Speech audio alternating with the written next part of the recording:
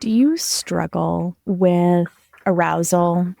Do you struggle to connect with your partner or feel like sex is monotonous because it's only ever done one way? Are you having a hard time plugging into your libido? If any of these things resonate with you, you are not going to want to miss the conversation that I just had with Sacha Fossa. Join us this week as we take a look at the erotic blueprints, what they mean, how they play out in your life, both the light and the shadow side, and how you can have your best sex and love life when you know what turns you on. Hi, I'm Adrienne Irizarry. I'm an East Asian medicine practitioner who is passionate about women's health and helping women to live their best lives. My goal is to put you in the driver's seat of your health, offering holistic solutions for a symptom-free life. Statements made in this program are for educational purposes only and not intended as a substitution for medical consultation or advice. We do not claim to diagnose, treat, or cure any diseases. This podcast is inclusive and welcomes all gender identities. The focus of the program is on biological function, and we will use the term women throughout, but it is referencing physiological and social challenges for biology, not identity. Come as you are, I am happy you're here and welcome all performances of identity. I hope you find something helpful in this show.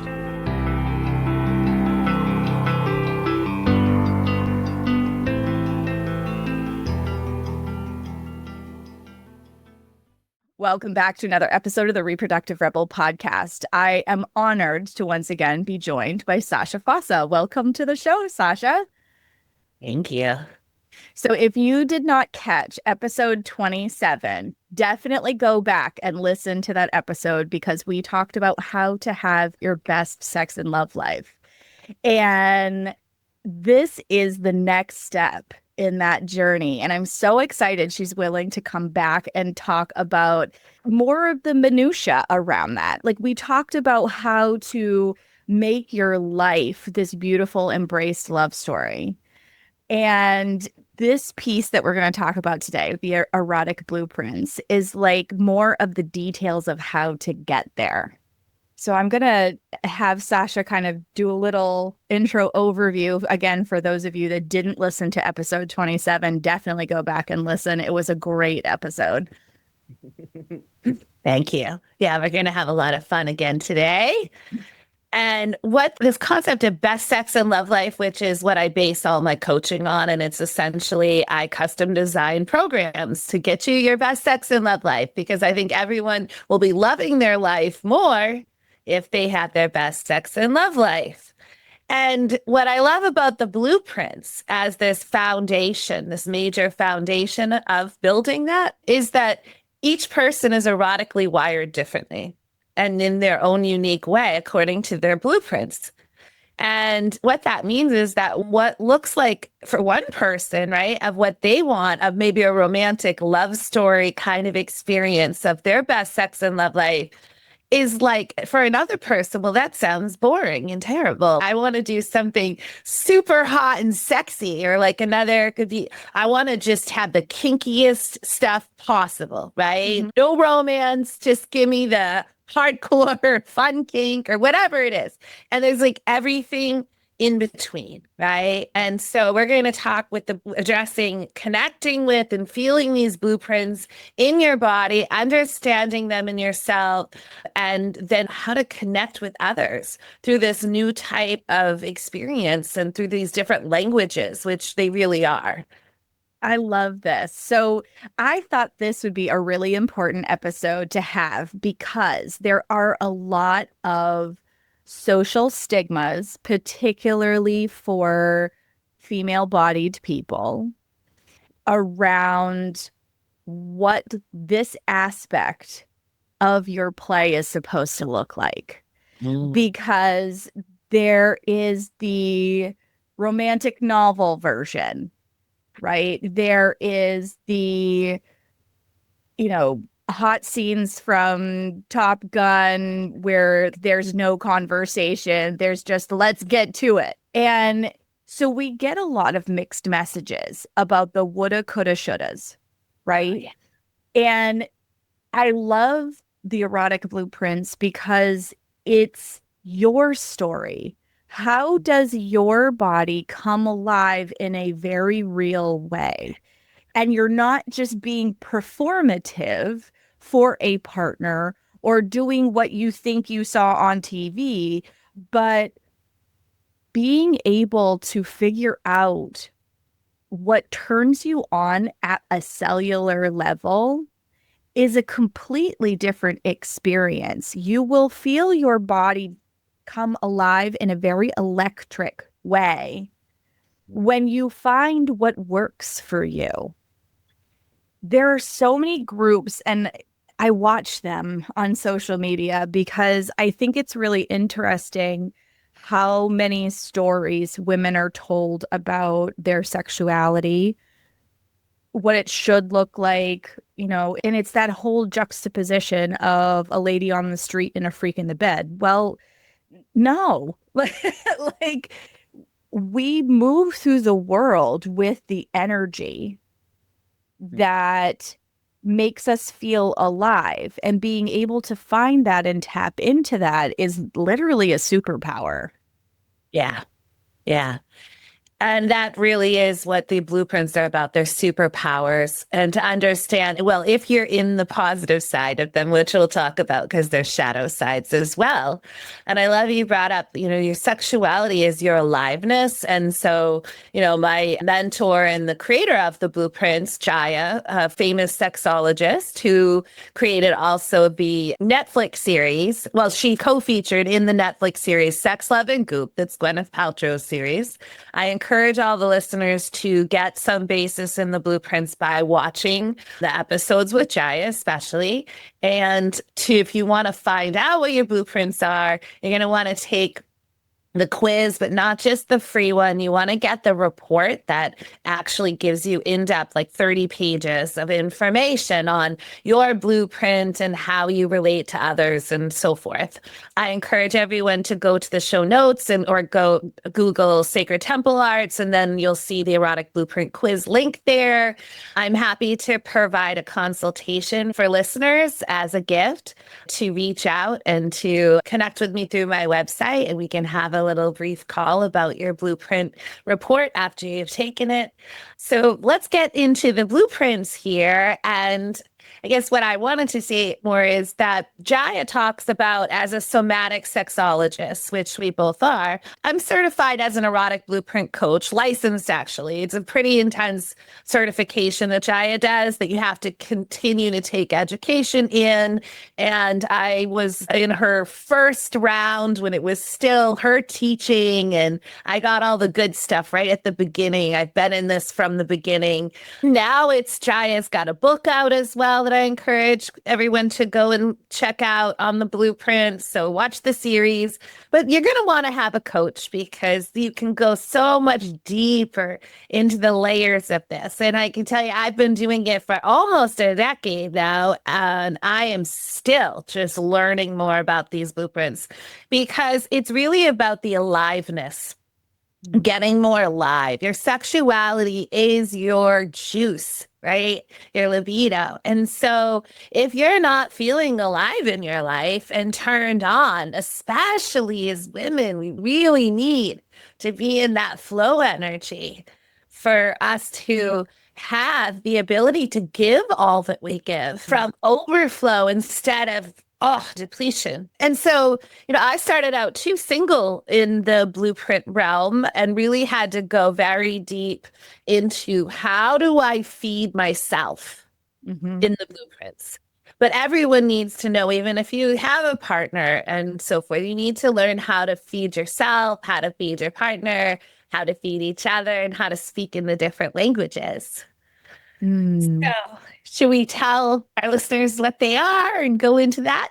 Yes, absolutely. Because I think, some of you listening are familiar with Gary Chapman's work, The Five Love Languages. And I can't remember if we touched on this in the last episode or not, but these are the ways in which your partner can communicate that they love you. Sometimes just saying I love you is enough to fill somebody's love tank. Other times it's, when somebody cleans the kitchen up for you, you're like, oh, I feel so loved and appreciated right now. There are 5 different ways: acts of service, words of affirmation, gift giving, quality time, and physical touch. And physical touch isn't just sex. It's little things like your partner putting their hand on your low back when you're just like standing out in public, or holding your hand when you walk through the grocery store, or, little things like that really make that person feel seen, held, and loved by their partner.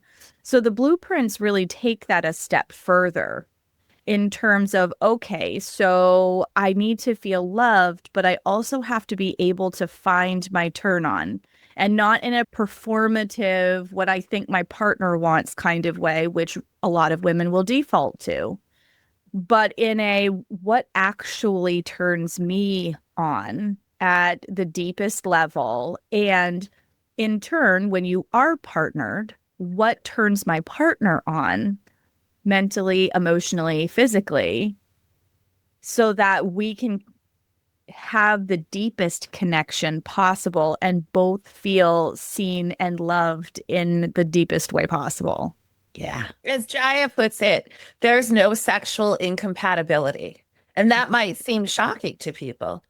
But actually, I've seen it repeatedly, and I've experienced it in my own life. When you learn these blueprints, and also the love languages are a big piece too, in terms of, conflict and issues between couples, because opposites tend to attract. So a lot of times you're speaking your love language, and which means you're giving to your partner in what you want to receive, right?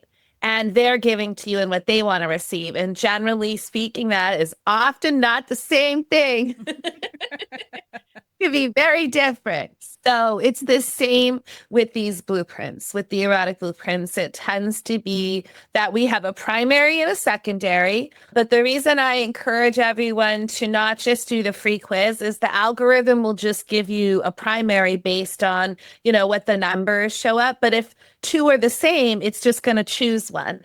So you're going to miss out on knowing that you're actually 2 blueprints or your primary. It's not going to catch in different ways how close you might be to what's called a shapeshifter. There's going to be issues with just doing the free quiz. You want to do an entire report, and then you want to get eyes on it of a coach like myself that can break it down for you and actually give you the real analysis of what's going on here in terms of the overall picture, right? And this way of like, how do I feed myself in these blueprints?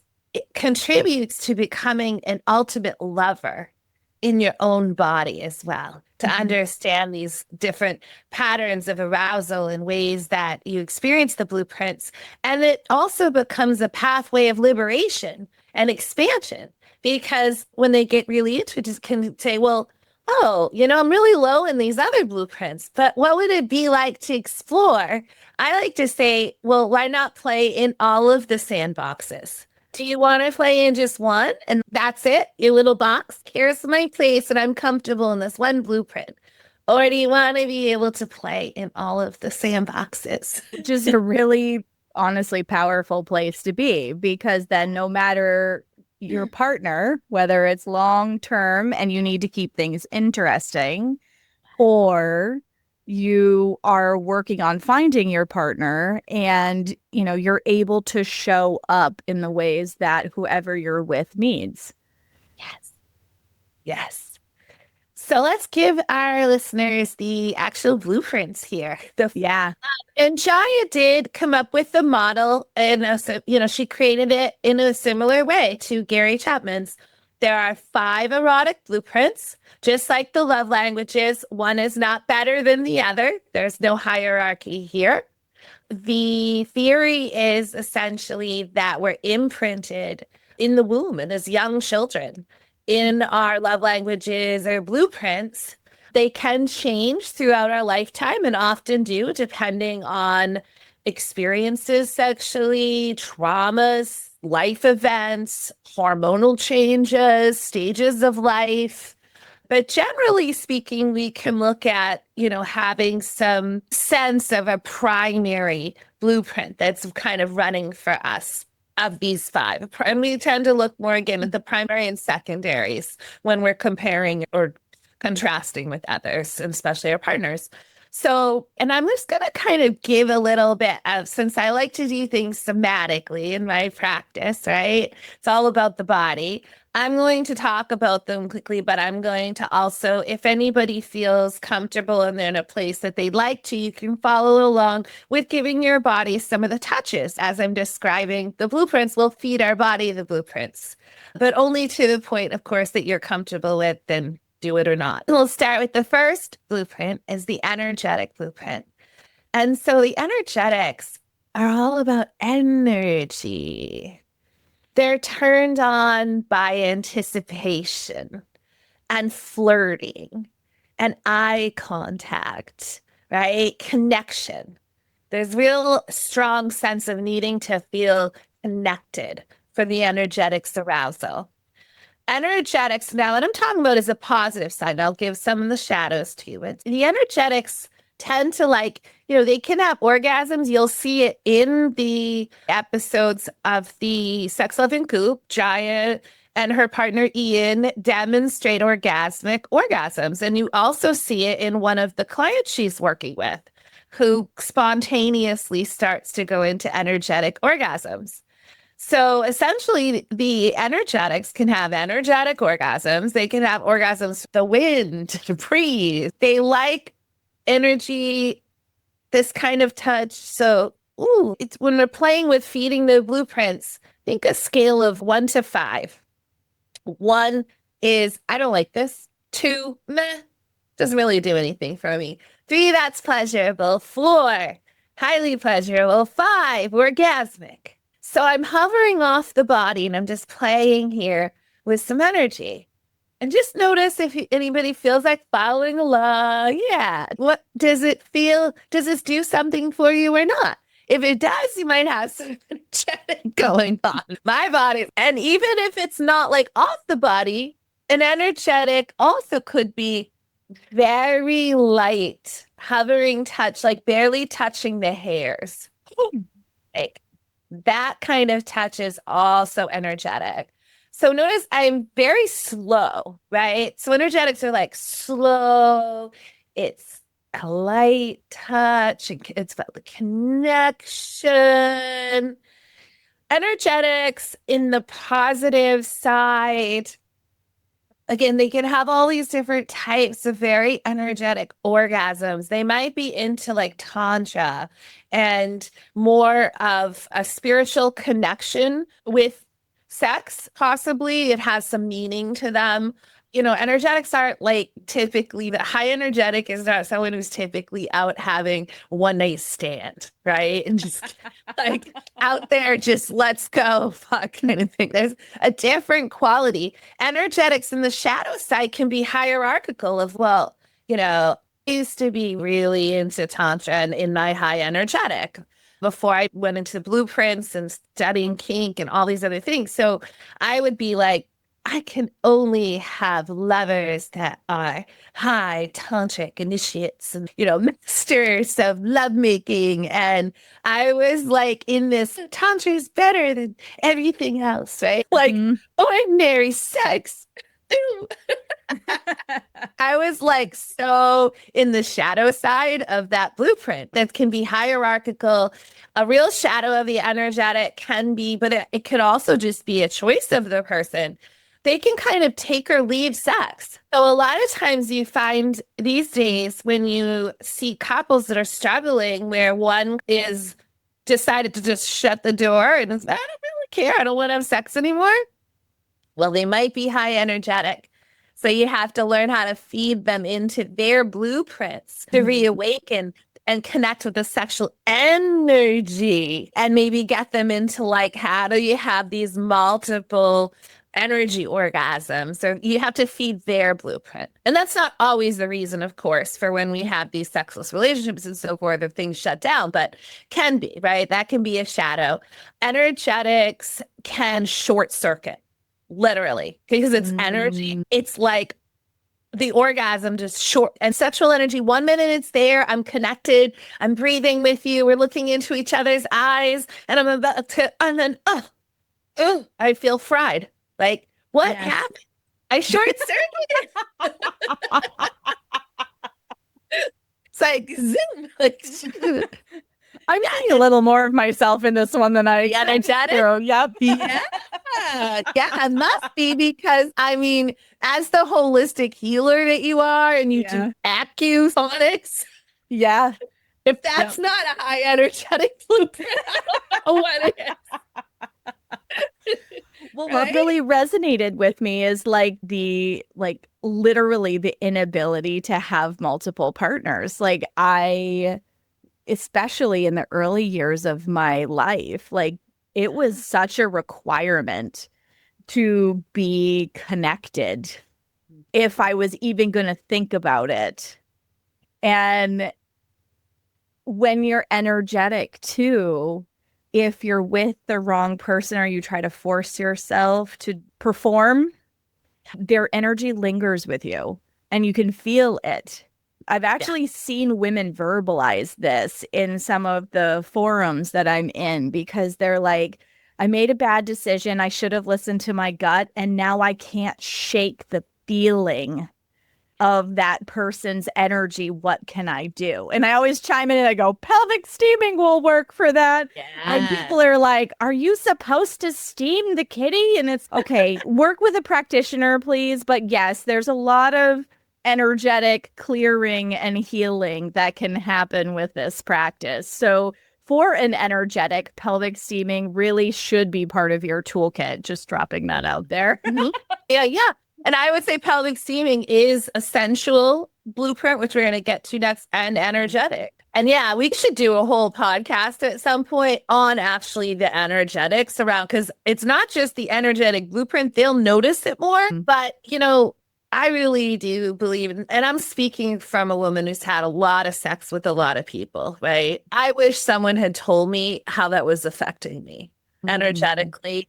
And because it is an exchange of energy and DNA and imprinting and things that happen that no one tells you about or talks to you about. Attachments, entities, there's so many different things we won't get into in this podcast. We could do a whole podcast just easily. I think we should, because as you're talking about attachments and entities, and I'm like, oh, yes. Yes. And what can happen? And the things that people don't tell you that they should about why you might want to consider listening more to, should I really actually put this person inside my body? Yes, 100%. Not really a good idea.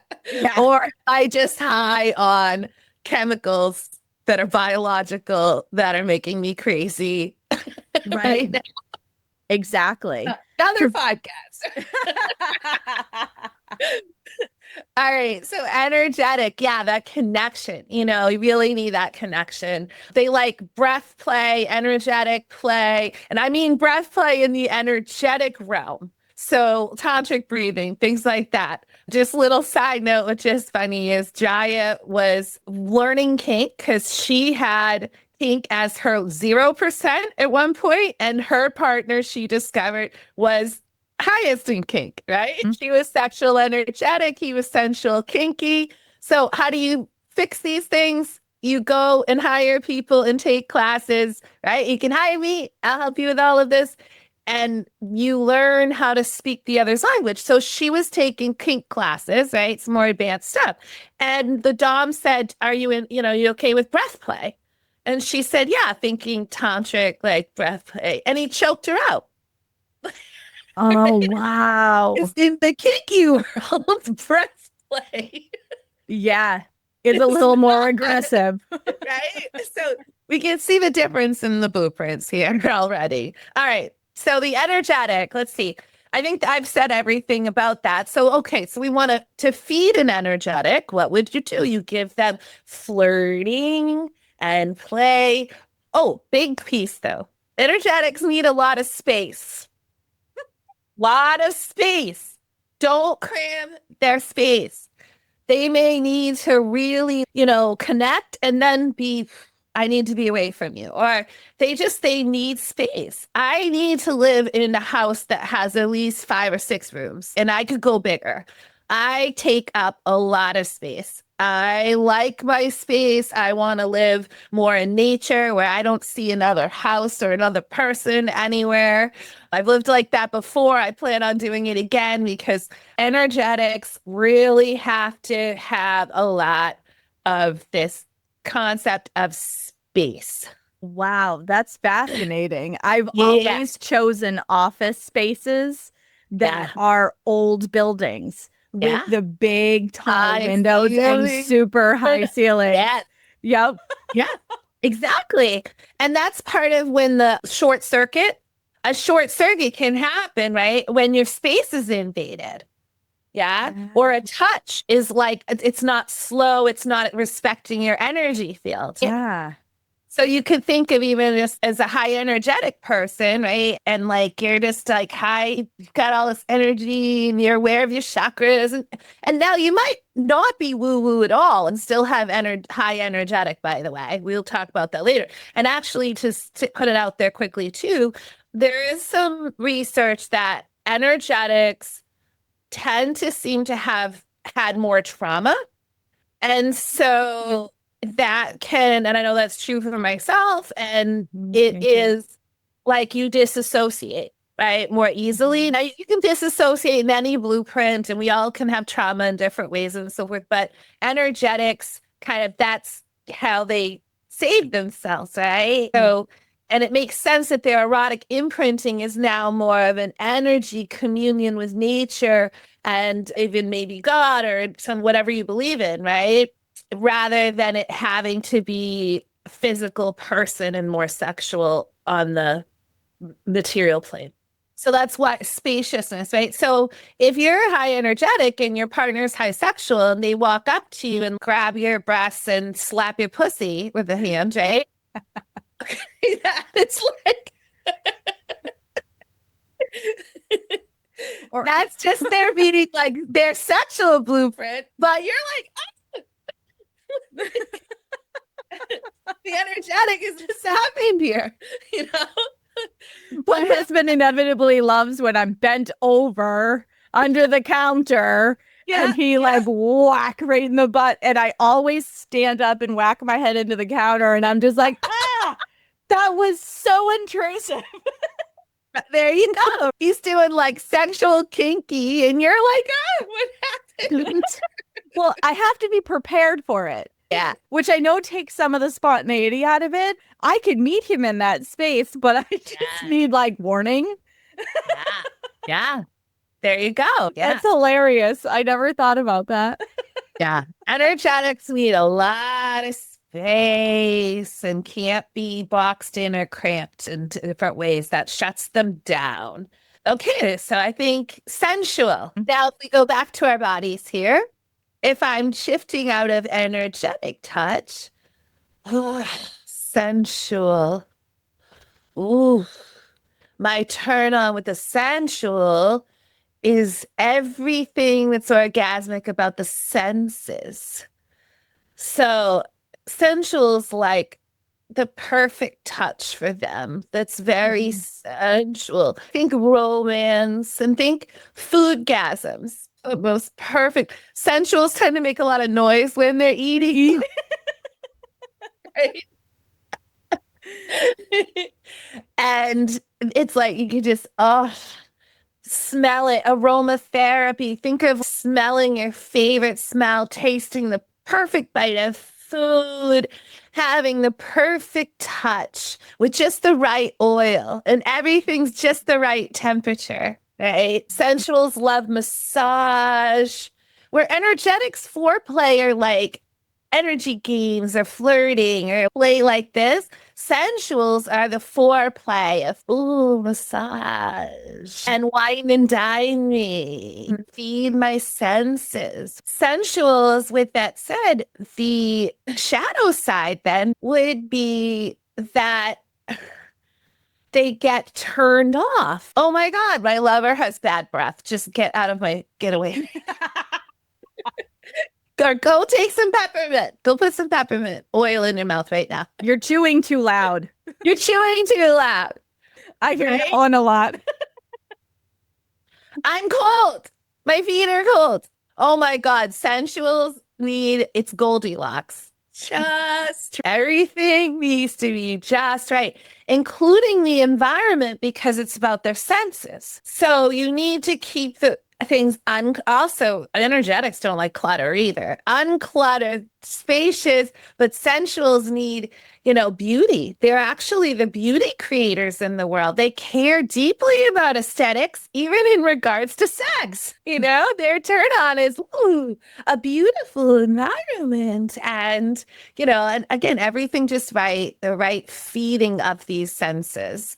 So instead of short circuiting, a sensual will be in the shadow side they tend to worry and have monkey mind, right? Because, oh my God, the laundry, that doesn't look right there. I'm worried about this. My partner's doing this. They'll project things onto their partners. They'll worry about things, and they'll be in monkey mind, unable to get into the body to have the senses fully fed in a positive way if they're thrown off sense-wise. Like an example even is just, for a sensual, you have to have the right playlist for making love. Like a song comes on or something's, again, like temperature, right sheets even. Like things need to be sensually and aesthetically pleasing. And when things get off with that, they tend to, again, not short circuit, but their orgasm becomes elusive. Like I was about to come, or I was enjoying myself and I was aroused, and like now something just made me go. It's like flatline. Yep. Yeah. And so to feed a sensual out of their shadows is to feed their senses positively back into their arousal again. You might need to fix something in the environment, offer their bodies something different, do a different type of touch. Oh, another big piece is sensuals, energetics as well, need to feel safe, secure. Yes. To be aroused. Yeah.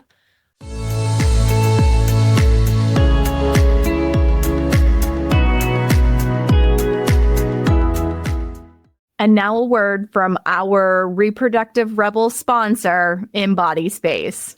Your cycle holds wisdom, and the Embody Space cycle tracking app helps you unlock it. Track your cycle in the only fully encrypted app designed to protect your most sacred data.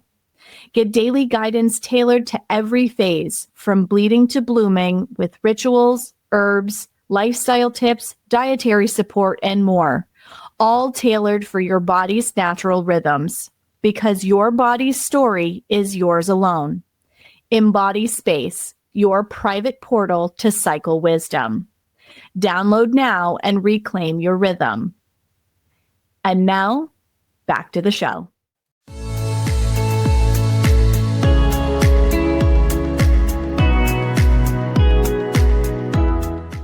We're going to talk about sexual and kinky next. Not so much. It's different for every person. We're generalizing here, of course, but in general, these blueprints function very differently. The sensual needs to feel safe and secure, and they like their comfort.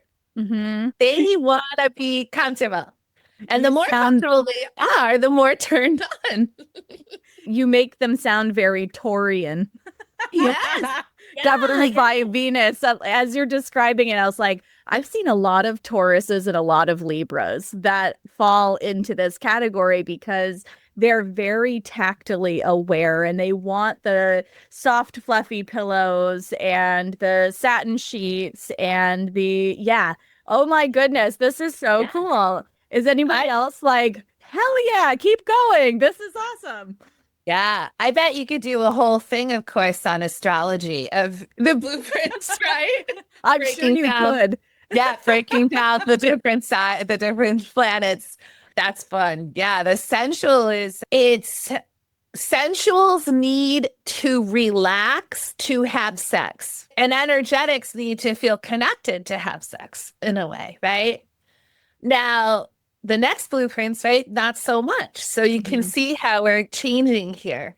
So again, the sensual shadows would be the worrying, things going off of making the orgasm elusive because of the differences in the environment, having to feed them into safety, trust, having them back in their bodies, right? Get them back in the bodies. Take the dirty laundry out of the room. Tell them that you'll do it later and you promise to do it. Take whatever it is that they need that they're worried about and then help them get into their bodies again.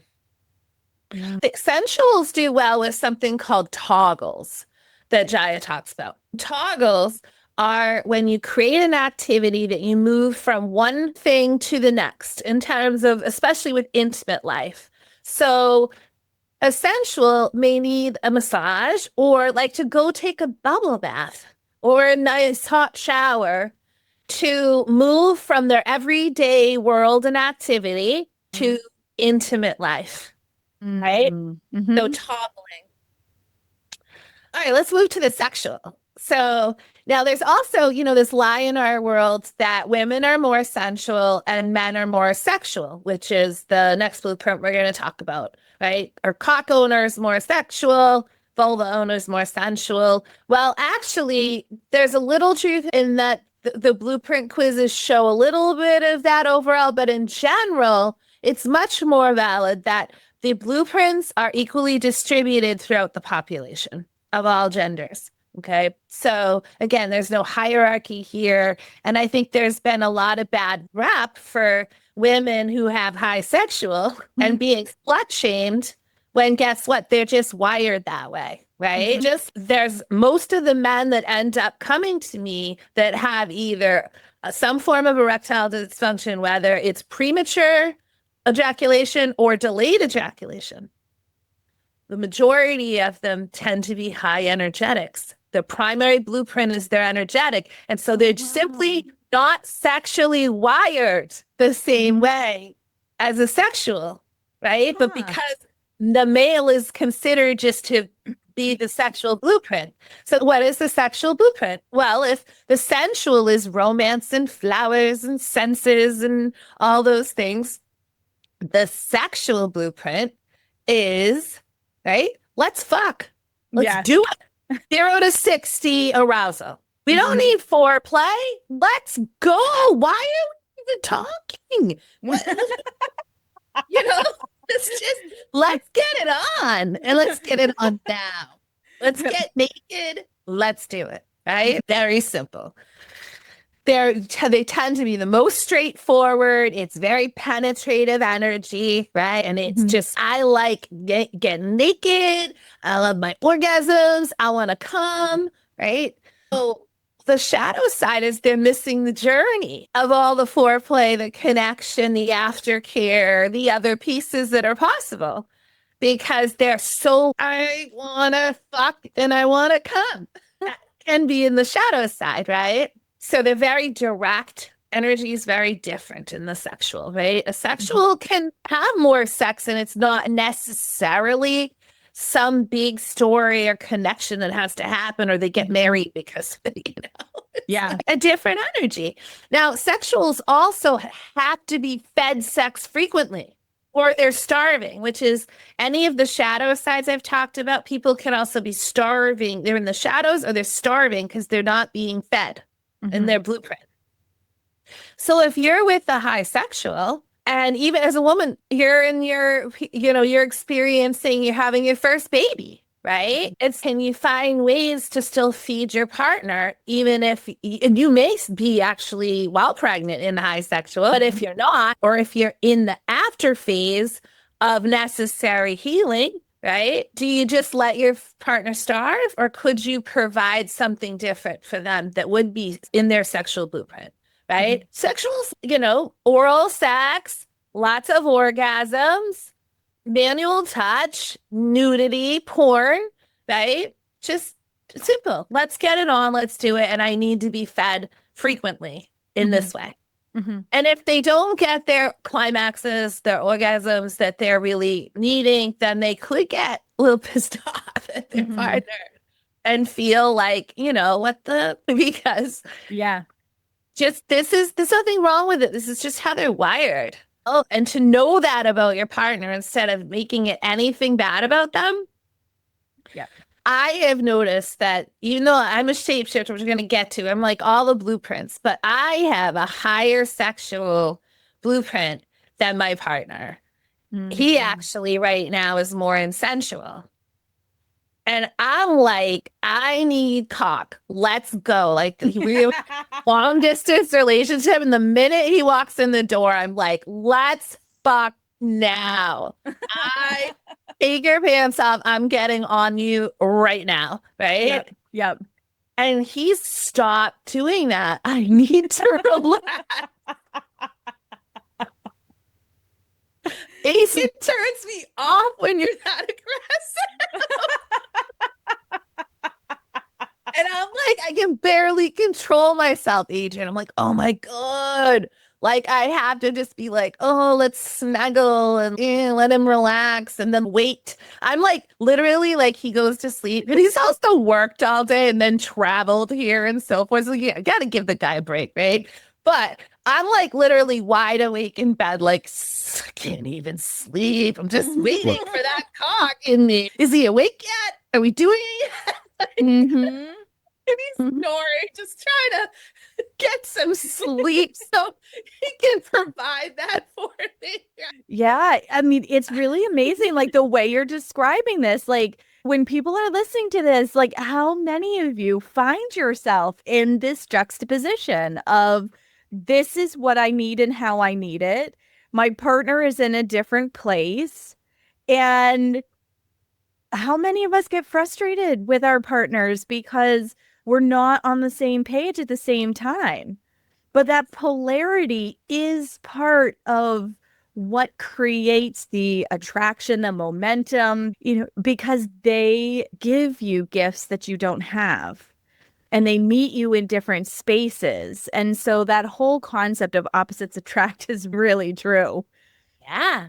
And to learn to play in these polarities instead of in the past, and this is how Jaya discovered and really embodied and created the different blueprints, right? Or brought them embodied into the world, was that after she'd had they had their first son, her and her partner, Ian, she went into really high sexual after her healing. And it also had an orgasmic birth and tended to be more sexual energetic. And at the time, she didn't know what Ian was or that these were the blueprints. But for any couples out there that might experience this, so she would be like, let's go. I want sex. I was describing. She said one time they were in a hotel room in between classes and she went, chop, chop, let's go. Let's have sex now. And he was just like, chop. I was so turned off. She also was taking all these classes in strip tease and dancing and pole dancing. And none of that was his blueprint either. I forgot to mention, sexuals are visual. So if you're a high sexual and your partner doesn't want to sleep naked or show their body, that's really, you're not feeding them. They just want to be able to look at you. They love the visual of naked bodies. So Jaya was wanting to have all the sex and Ian was just trying to cuddle her, right? She would turn over and cry herself to sleep and think, we're done. I'm 1 foot out the door. We're never going to be able to heal this. But Ian was trying to cuddle her to relax to then have sex in the sensual blueprint. Yep. So again, these just the different interpretations. So we should jump into the kinky because we could talk about all of these all day. Kinky, right? Now, is there anything I missed about the sexual? Basically, you're feeding them more sex, more orgasms. Pretty simple, right? Kinky gets a bad rap, but it's becoming a little more normalized since 50 Shades of Grey, which I don't recommend. That was like garbage to me, although it was somewhat interesting for a lot of women to explore. The kinky blueprint, it's not in really an accurate and well done way by any means. That's another story. So kinky is essentially, the blueprint itself is just what is taboo for you. So I've had a lot of clients that will be like, no, I'm not kinky or I don't have any kink, but they have this imprint of kinky is walking around with a dog collar and wearing chaps and being flogged and like pain and like all these other, or being peed on. And they don't realize that they do have kink. It's just their own like kink of what's taboo to them. So the kinky is just what's taboo to you. There's different types of kink. There's psychological kink and there's sensation play kink. So a person may be in one camp or more than one or like both. Kinky, kinksters, kinky blueprint people. Well, you can't call them kinksters really because that's its own like world. But kinky blueprint essentially, if you're really well versed in it and in the high side, the positive side, you're very creative and you've got a great education about boundaries and consent and just a whole lot more variety of things to play in, right? Mm-hmm. And well versed in sexuality in new and different ways. If you don't have that education, you're in the shadow side of the kinky blueprint, and that can be dangerous. Do not want to be like, hey, let's try some kink tonight. I'll get out some ropes and tie you up. No. Never. Now, maybe you could get some, soft cuffs from a sex toy company or something like that. But you want to play with rope, you hire an expert to teach you, right? Mm-hmm. By the way, as part of my programs, I have a dom that comes in and teaches rope classes. So I do all of these things, or I'll find you one if we're working virtually, right? But you have to get the education in the kinky. Kink blueprint, the shadow is that they tend to have more shame because it's been, a whole world that's been shamed essentially. So that tends to be one of the issues. Obviously, a fetish can become an issue if you only want to have sex wearing a yellow raincoat and that's the only way you can do it. Your partner going to be happy with that over time. Right. So the kinky to feed them out of the shadows would be to provide things that are taboo for them, to do psychological play and different ways of taking them over at different edges in a safe and consensual way, and to give the full education that's necessary. Kinky, I forgot to, sexual touch. So if I went from energetic to sensual, the sexual would be like, grab my boobs, grab my pussy, lips, all just like anything, just penetrative, different type of energy entirely, right? Mm-hmm. Out there, grab it, touch it. And then the kinky would be yank it, smack it, yeah, twist it, yeah, pinch it, yeah, psychologically play and fuck with it, right? Yeah. The kinky is like all of these other different types of play. Choke it. Spanking, any type of slapping. And this is the sound of that. Does it turn you on or does it not? Give you a sense of, do I have some kink? Do I like any of those types of touches? Do you like the sexual touches? Would you feel, good about just someone grabbing your ass, right? In a sexual way? Do you like to be just like manhandled kind of thing? Or do you like your woman to jump on top of you? That would speak to a little more sexual blueprint, right? Yeah, yeah. If you were more like, no, I need foreplay, I need connection, I need space, you're understanding your other blueprints, right? If you're like, I don't even care about sex, I just want to be spanked, slapped, I want to get a cross, let's go to a dungeon, or let's just even, do some role play that's taboo, right? And you're in the kinky realm.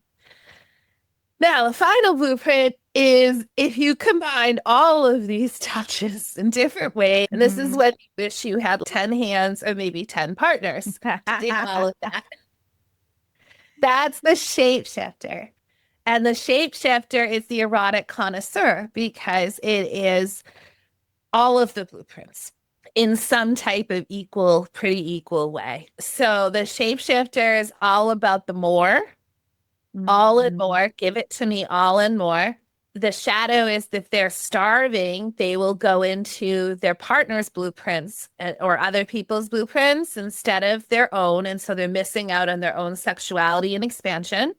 When they're starving, they can get very depressed. I've seen a lot of shapeshifters that came to me that wanted to get off medications because they realized that they were medicating themselves from the depression of the underlying sexual erotic fucking volcano that they have naturally that had been stopped up. Oh my word, I feel so seen right now. Right? There you go. Yeah, it's true. Yeah, it saved my life. When I found Jaya's work, which I'd known about Jaya through the Tantra world forever and studied her stuff, when she came out with the blueprints, and I realized I was a full-blooded shapeshifter right away. Oh my God, it still makes me cry. All of the years of relationships where everyone, just even back to my childhood, you're too much. Too much. Yep. You are too much of everything. You need to tone it down and get in a box over here, lady or little girl, right? Yeah. You cannot act that way. It is not okay to be who you are, right? Yeah. It's not okay to be who you are. So, partners calling me, you're insatiable, you're a nymphomaniac. Always the too much. You're too much for me. And then you just shut down. You're like, I'm too much for the whole fucking planet. Yeah. Life sucks. Yeah. Or you get depressed. No fun. Yeah. You just shut down. You shut down. And it can kill you. It's so for shapeshifters, when they reawaken and realize it's like the come to shapeshifter, like Jesus moment when you come out and you're like, oh my God, it's okay. I'm not wrong. Yeah. Not bad. I'm not totally fucked up. Yeah. It's wild because it's a shapeshifter and it's a superpower, not a curse. Well, and at the beginning, it does feel like a curse because some days you want the energetic connection. Other days you're like, drop trial, let's go. And which makes it seem like you're literally different personalities in the same body. And your partner is, what the fuck do I do with this person? Because I never know what she wants. Yes, exactly. And they look at you like there's something broken or you're unhinged in some way. And instead of it being like, oh, I get to play with multiple people in one body, game on.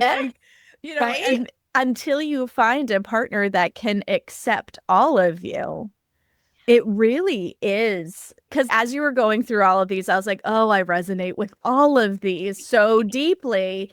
And I had to laugh at the energetic ones at the beginning because I didn't realize like how much in the early years of my life the energetic part did drive the bus. I had to be seen. But it comes back to my core wounding around self-worth, right? I had to be seen and have that connection in order to feel safe enough to do the things. Early, when you lose your virginity to sexual trauma, like safety is a big thing, right? So your life circumstances can and often do shape how some of these show up for you. But for me, so we're going to go back to astrology here. Like the sensual is very like Libra and Taurian in my brain as you're describing these. Scorpio is very sexual. And this shapeshifter I see is more of an Aquarius because they're very intellectual.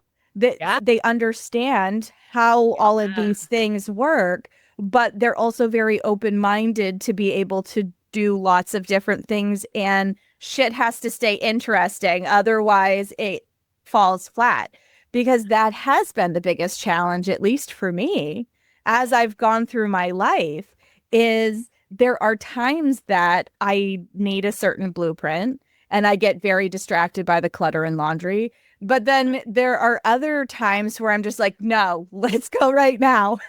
Yes. And I never know when I wake up, like what I'm going to want that day, which is kind of hard for a partner that is very hardly wired in one direction. Yeah.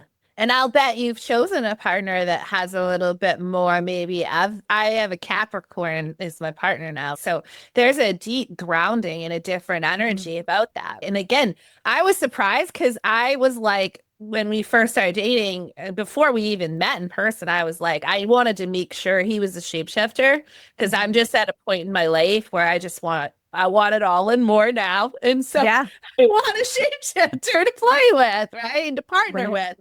And so I knew he was a shapeshifter, but it was surprising that as we got together more and more, we started polarizing. He started going more into sensual. I started going this way, right? But it's okay because we are all about expansion, wanting to learn more. Well, guess what? We're in the fires of having to work this all out, right? And it's so powerful. He has a kink that I'd never even heard of, right? And I thought I knew everything. And when he told me to it, we went through this period of like, well, it's not organically in you, so you won't be able to play in this way, and that's going to suck for me, right? But then I proved him, I'm like, dude, I am like an ultimate fucking shapeshifter. Of course I can do this. Yeah. Teach me. I can learn, and I will have fun playing in this kink. Yes. Because I can shapeshift. I'm so hardcore shapeshifter, right? Yeah. And so it's like this massive, now that problem solved, now another thing comes up. Absolutely. And I believe, can we celebrate that? And if you need to hire someone to learn how to do all of this, I'll hack it for you. That's my job. Yeah. And because I'm a shapeshifter, my business is always, it's why I'm all of these things. And I see that in you. Don't do one modality, right? No. Yeah. I am a coach, an educator, a wellness teacher. I am like 10 things packed into Sacred Temple Arts under the title Sacred Temple Arts because it's all about the body. Yeah. It's the temple. But it's like everything under the sun of all of the modalities of the healing arts that I combine and the coaching, the education, the blueprints, it's all shapeshiftery, right? A lot of people will say, your website's too much. You need to break it into like several websites. I just had a coach tell me the same thing. Yes. Right? It's too much. It's too many things. Break it into wellness and then a sexual and this, that. You have your photos are either too sexual, right? Or they're too. Okay. No, my website presents all of it. You have energetic pictures of me, sensual, kinky, sexual, and we have all my modalities and everything I do on there because I want you to have it all and more if that's what you want to. At least to have the full menu to choose from. It's your choice, but have the full menu. And it's been the greatest time of my life to become fully empowered and to own, right? Being a shapeshifter. Now, to everybody out there that's, well, I'm not, don't worry. You can learn to be if you want to be. I'll teach you. That's what I do for all my clients is if they want to be shapeshifters, let's go. By the time you're out of your first program, usually my clients they take the quiz again. Now they're much more balanced and they may already be fully in shapeshifter. But it's okay if you just enjoy the way that you live in your blueprint. That's fine too. But we want to keep feeding that at least so it doesn't get stagnant, to make sure you're at positive sides. And are you speaking your partners, if you have one's language or not? Coming back to the language piece, I'll just give a quick synopsis that could help people to understand and see this in a different context. If Giant says, if these were like languages, right?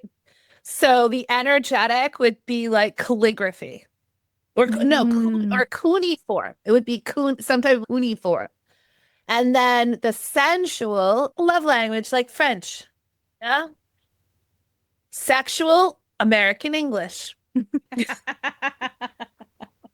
Inky, a rare Persian language. Shapeshifter, you're the multilinguist. Kind of helps to bring it home a little bit that way. Absolutely. So this, as you can tell from this conversation, it's a really deep well of information. Endless.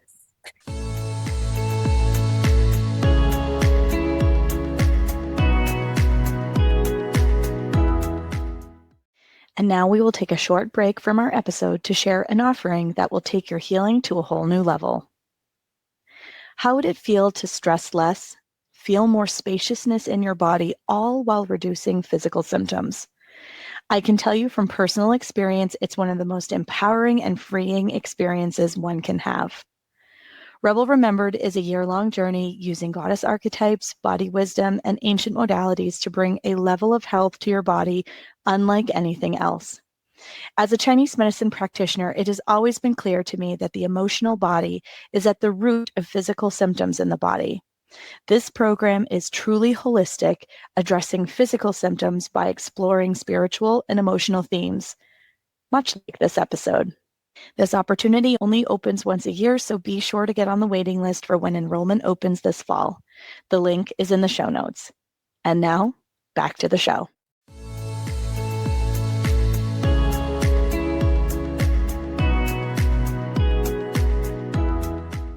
And this is why it's so important to do the full report, because many of us, and I can say this from all the forums that I've been in, all the clients that I've worked with, because the sexual performance piece comes up often. And it's hush, and a lot of times women feel a lot of shame and guilt around advocating for what they want, or maybe they know that they're not getting what they need, but they don't know what that is.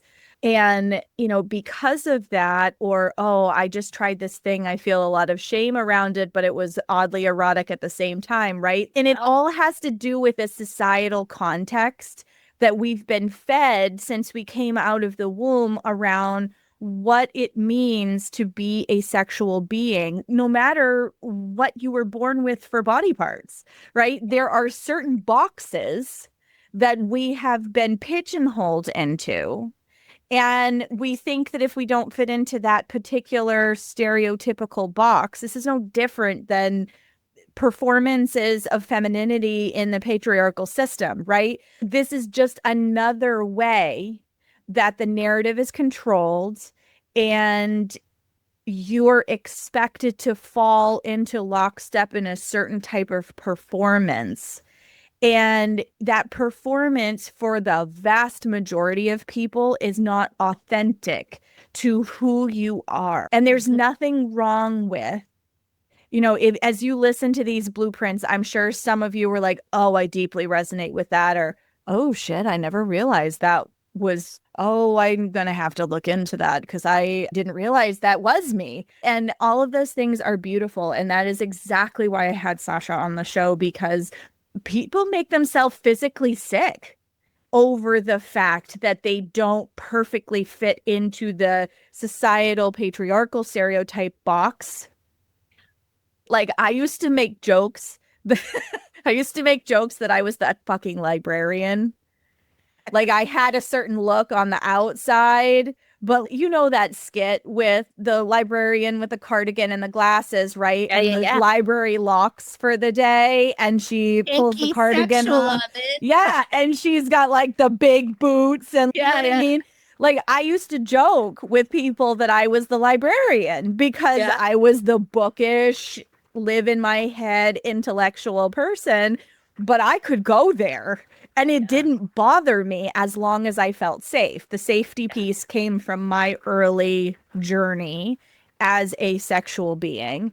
But I think if that hadn't been there, and I've had this conversation with my husband, I'm like, if my story hadn't started that way, I don't think safety would have been nearly as big a thing for me as it became, right? So your story does inform how some of these blueprints show up for you. And everything that you try and you do within the boundaries of what feels safe and comfortable for you. So we're not saying, go to the hard edge of something if it doesn't feel okay. What we're saying is that maybe there are boundaries that you've thought about pushing that you've never actually physically gone there before. And it might feel foreign, or it might feel exciting, but on the edge of, should I be doing this? But this is exciting, right? And that is an okay place to be. As long as you feel safe and you feel held in this level of experimentation, and you don't have to do it with a partner. You could just be looking at maybe toys you've never played with. If you are, doing solo play, maybe you've never wanted to cross the threshold, or you've had this stigma around anal play, for example, and you decide this is taboo for me. I'm going to do this in a healthy way with proper lube. No, water-based won't work. But I'm going to dip my toe into this and see if this is something that I actually enjoy. And you might be really shocked to find, oh, this is an entirely different experience and one I want to repeat. Please make sure your anal toys have appropriate handles. Just putting that out there. So, whatever it is. Flanged. Yeah. Maybe it's costume play. Right? Whatever it is, maybe it's something that you've just never allowed yourself to think about before, or you've thought about, but you haven't dared to vocalize. And none of it is bad. It doesn't mean that there is a darn thing wrong with you. It just means that you haven't allowed yourself creativity and play in an area that this is the adult playground. Yeah, the erotic is play for adults, and people forget that adults have to play too.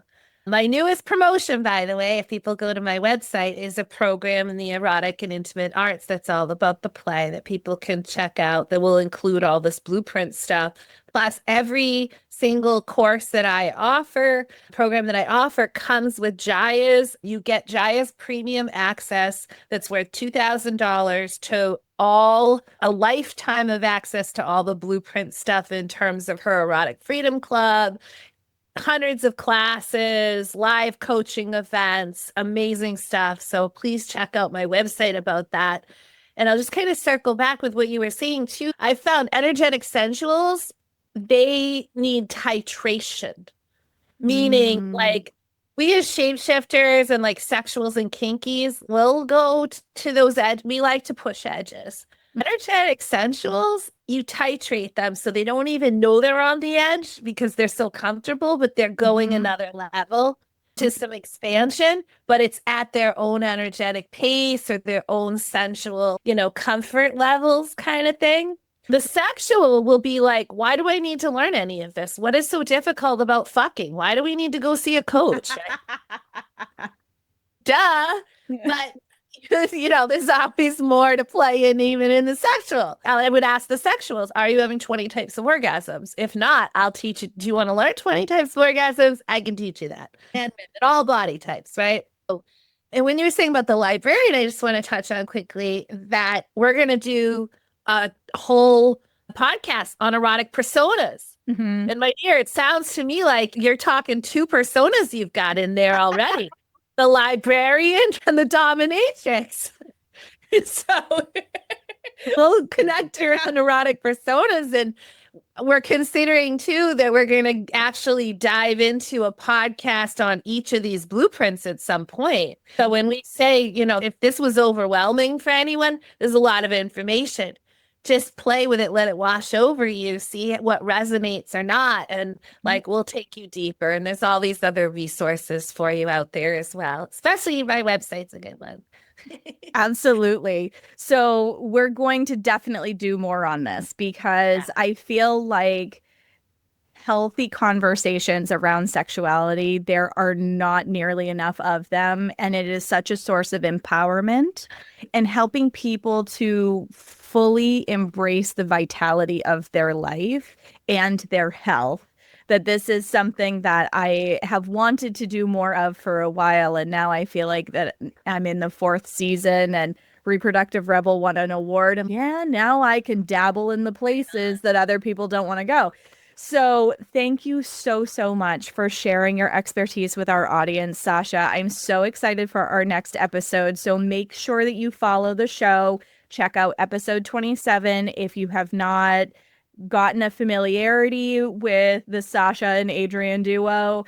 And we will be back with another episode very soon. Thank you so much for your time. I really appreciate having you on the show. Thanks, everyone.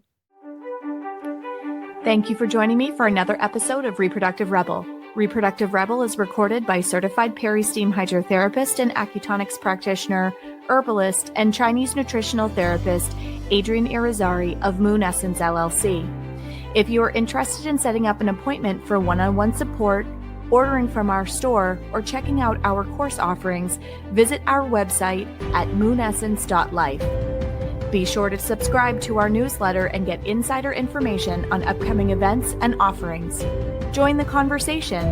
Like and follow us at Moon Essence Me on Instagram, Facebook, or LinkedIn. Your voices make this program possible. Thank you all for your continued support.